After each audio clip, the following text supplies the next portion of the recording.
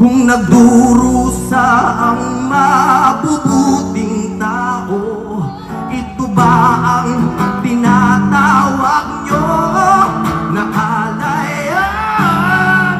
Pinaglalaban ang kalayaan, may kabayaran. Nararapat lumaban isang pinuno, ang sukli ng bayan, masunuring puso. Kung sabay-sabay nating mahalin ng tuntunin, makakamit na ng bansa ang tunay na lalaan.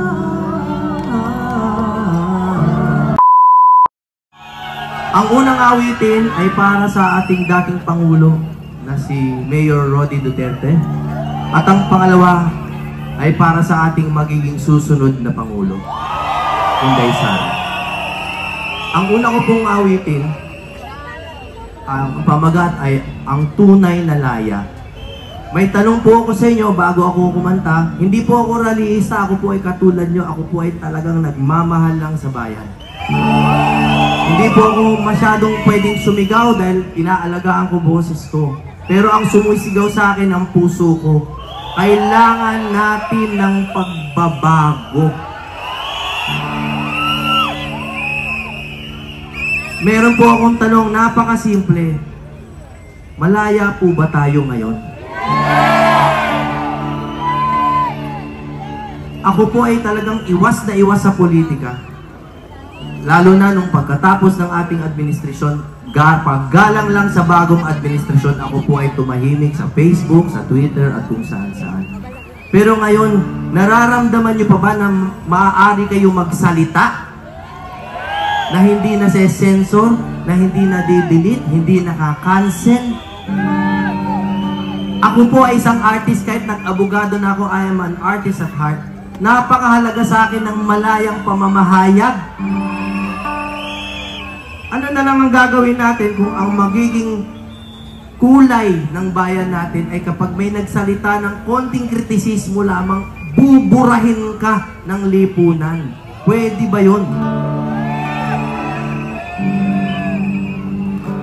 Ito pong title ng kantang to ay Tunay na Laya. Huwag sana kayong makatulog.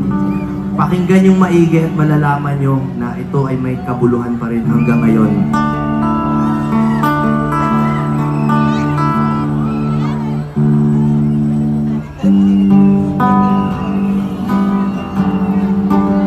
Pahinga muna sa sigaw.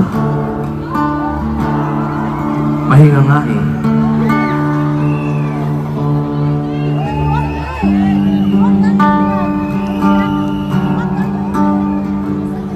Kay tagal na natin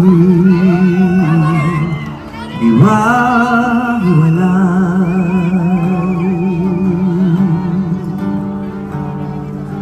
kampi-kampi, away-away.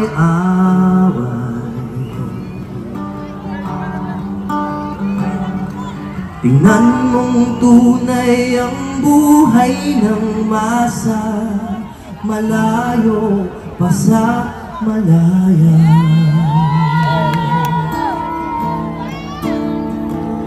Kay tagal pa natin magsasama-sama,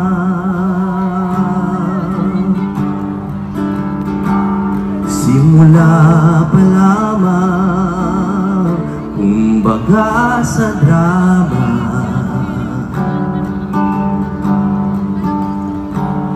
Ang kinabukasan gaganda ang kulay, kung sangayon tayo sa tunay na kalayaan.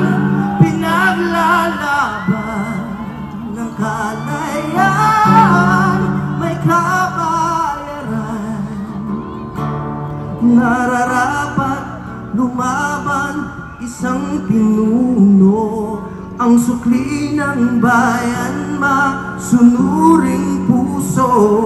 Kung sabay-sabay nating mahalin ng tuntunin, tuntunin, makakamit na ng bansa ang tunay na laya. Tunay na laya.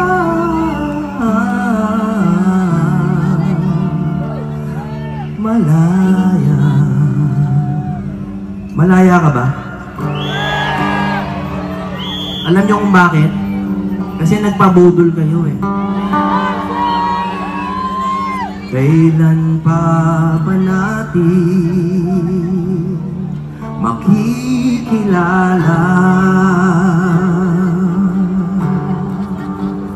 kung sinong kaaway, kung sinong kasangga?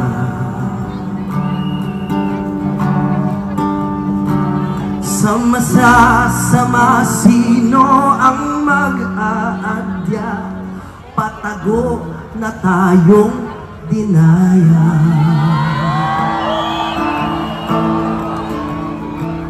Ang kalaban natin ay butas na batas, pati mambabatas, lambat na may takas. Ang mga marahas. Tanong, kung nagdurusa ang mabubuting tao, ito ba ang tinatawag nyo na kalayaan?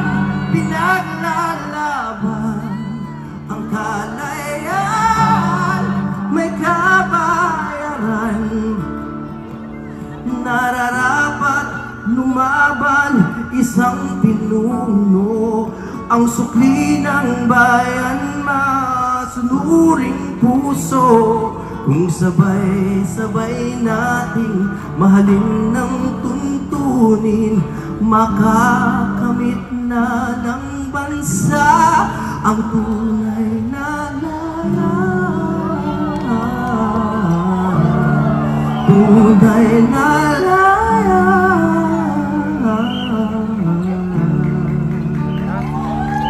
Lumaya.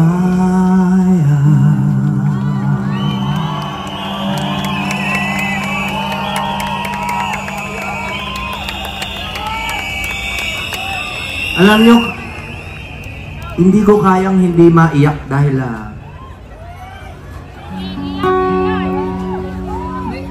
ang nangyayari sa atin, para tayong unti-unting pinakukuluan, hindi natin maramdaman hanggang sa lutong-luto na yung mga atay natin.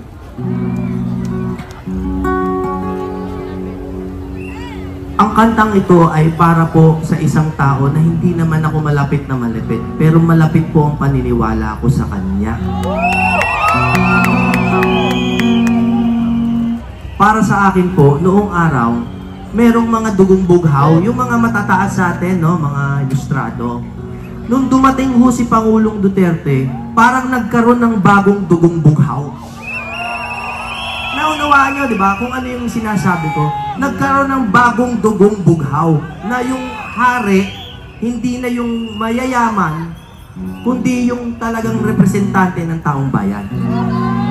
Sa makatwid, kung bagong dugong bughaw ang dugong Duterte, di ang nananalantay na dugo kay Inday Sara ay dugong bughaw.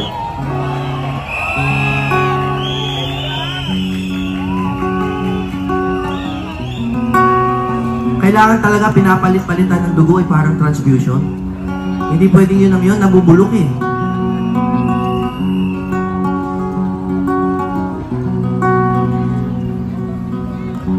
Ginawa ko to para tumakbo si Inday Sara. Kahit hindi po siya tumakbo nun, ito'y para udyukin sana siyang tumakbo.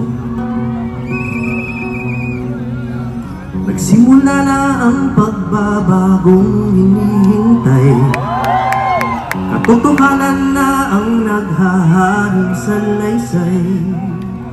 Gininto ang kasaysayang maharlika,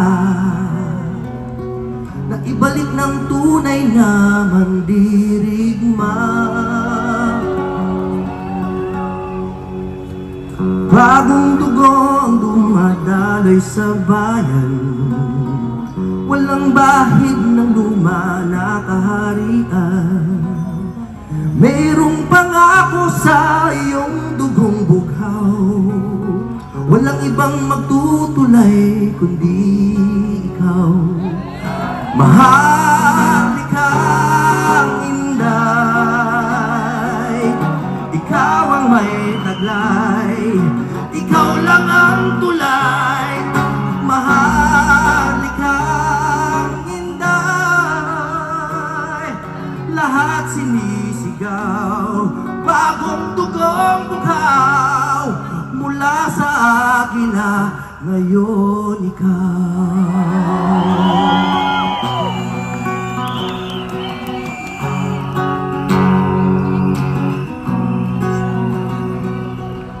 Nananalantay sa iyong dugo ang pangako na ang kasarinlan natin hindi ilalako.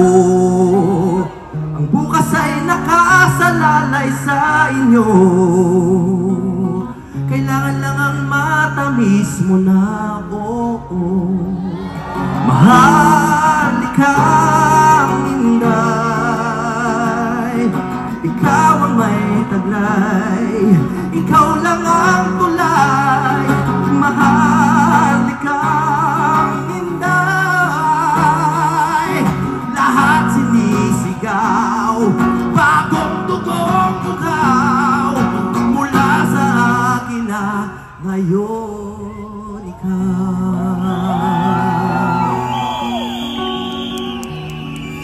Mula sa akin na sana ikaw. Pagdasal po natin ang bayan natin na ang ating kinabukasan. Mabuhay ang pangalang Duterte!